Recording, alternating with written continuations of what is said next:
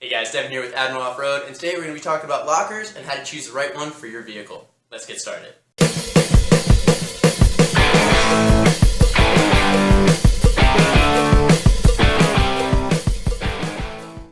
Before we start our comparison, let's talk a little bit about our choices. When we're talking about lockers, there are four main categories that come up. There are selectable lockers, auto lockers, spools, and welded differentials. Now, selectable lockers are any lockers you can engage and disengage. So these are your air lockers, your electric lockers, and your cable actuated lockers. Next up is auto lockers, and there's two different types. There are full case lockers, where you take out your stock carrier and replace it with an aftermarket carrier and a locker. Or there's what's called drop-in lockers or lunchbox lockers. These are all your Aussie lockers, your Spartan lockers. And with these, you just keep your stock carrier and you take out the spider gears from the inside and replace it with a locker. Next is spool. There are two types of spools. There are full spools and mini spools. Mini spools work kind of the same way as a lunchbox locker, where you keep your stock carrier, you just take out your spider gears, and in this case you would add a spool. And a full spool is kind of like your case locker, where you take out the whole carrier and you replace it with a full case locker, full case spool. Next one is welded differential. Now this isn't really a locker, but it works in the same way as a locker, so I just have it up here for comparison. When we're doing our comparison, when I'm talking about auto lockers, I'm going to be talking about lunchbox lockers. And when I'm talking about spools, I'm going to be talking about full spools. I'm kind of ignoring the other two categories there, the mini spool and the full case auto locker, just because that would make too many categories and they're too similar to some of the other lockers that we have up here to really have their own category, at least in this conversation. The first category I have for our comparison is cost. What the numbers are is I have it ranked from 1 to 4, 1 being the best in that category and 4 being the worst in that category. And I have number 1 for cost being your welded differential. If you can weld and you have a welder, welding your differential is going to be your cheapest option. Number 2 I have is the spool, number 3 is an auto locker, and number 4 is a selectable locker.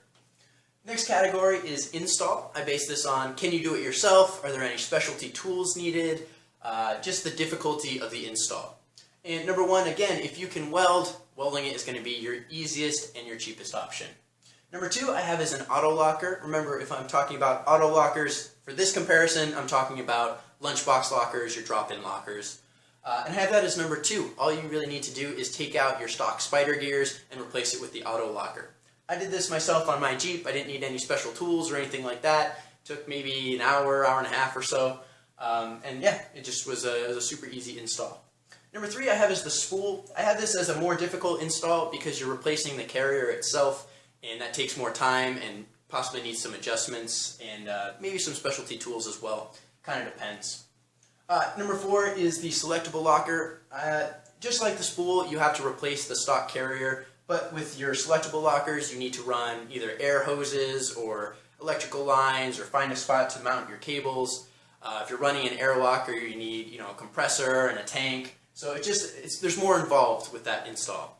Now these two start to make a lot more sense if you're going to be re-gearing your Jeep at the same time because you're taking your carrier out already. So if you're doing that, hey, if you have the money, you might as well go for a selectable locker at that point.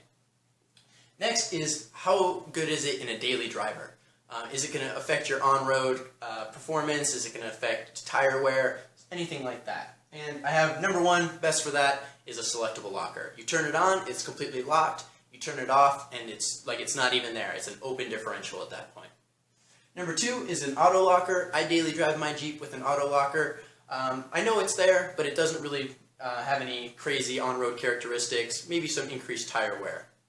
Number 3, and tied for last, is both the spool and the welded differential. I would never daily drive a spooled or welded differential Jeep. It locks both the tires on the axle together, so when you go to turn a corner, you're going to be chirping your tires, and it's loud, it's obnoxious, and you're going to wear your tires out really, really quick. Next is the strength of the locker. Now this is where the spool really, really shines. It's a really simple design. If you're going with the full spool, you're replacing your carrier with a really, really strong carrier. This is the big shining moment of the spool. Number 2 I have is a selectable locker. Again, like the spool, you're replacing your carrier with a stronger carrier, but I think there's more to go wrong here. You can, snag an electrical line or an air hose, and there's something that can go wrong there. Number 3 I have is tied between the auto and the welded. It depends on how good your welds are. Obviously, if your welded differential will hold up, but because you're keeping your stock carrier, I'm going to say these two are about the same for strength. The next category is what I put it in the front axle of my Jeep. Number 1 for that is a selectable locker. Again, I can turn it on, I can turn it off. If I need to turn a really sharp corner, when I turn off the locker, it's just like an open differential and it doesn't affect my turning at all. Number 2 is an auto locker. It stays locked, but it can also unlock when you go to turn a corner. It allows the outside tire to spin faster than the inside tire. So you're going to feel it in there, but it's not going to make it as hard to steer as your spools or your welded differentials. I wouldn't ever put a spool or weld my front differential, and the reason for that is when I go to turn a corner, these two will allow the tires to spin at different speeds. These two will not, so it's really going to affect your turning and make it hard to steer. Next is ice. If you live in an area that gets a lot of snow in the winter, a lot of ice, and you daily drive your Jeep, definitely something to pay attention to. You want to stay safe out there. The first one is a selectable locker. You want to be able to turn off your locker when you're on ice, especially turning around corners. You don't want any force trying to keep your wheels spinning at the same speed. Number 2 is the auto locker, kind of for the same reason why I would put it possibly in the front of a vehicle. It's going to lock the wheels together, but when I turn around a corner, it's going to allow that outside wheel to spin faster. It's not quite as good as the selectable locker though, because it still requires some friction on the outside tire to allow it to spin faster. If it doesn't have enough grip, it's going to continue to spin at the same speed as the inside tire. And when you're trying to turn a corner and both of your tires are spinning at the same speed, it's going to cause a little bit of a slide. Next up is the spooled and welded differential, again tied for last place. I wouldn't drive a spooled or welded differential vehicle on ice because there's no differentiation in the tire speed. So if I have 2 tires on the same axle spinning at the same speed and there's no possible way for them to change speeds from each other when I go to turn around a corner, especially on ice, that's going to cause a slide. Alright, that's going to do it for today. This is part 1 of a 2-part video. Part 1 was our locker comparison. Part 2 is if the auto locker sounded good to you and you daily drive your vehicle, that's what part 2 is going to be. It's going to be what it's like living with an auto locker every day. A couple other announcements. I just had an interview with Josh from the Jeep Talk Show, formerly the XJ Talk Show.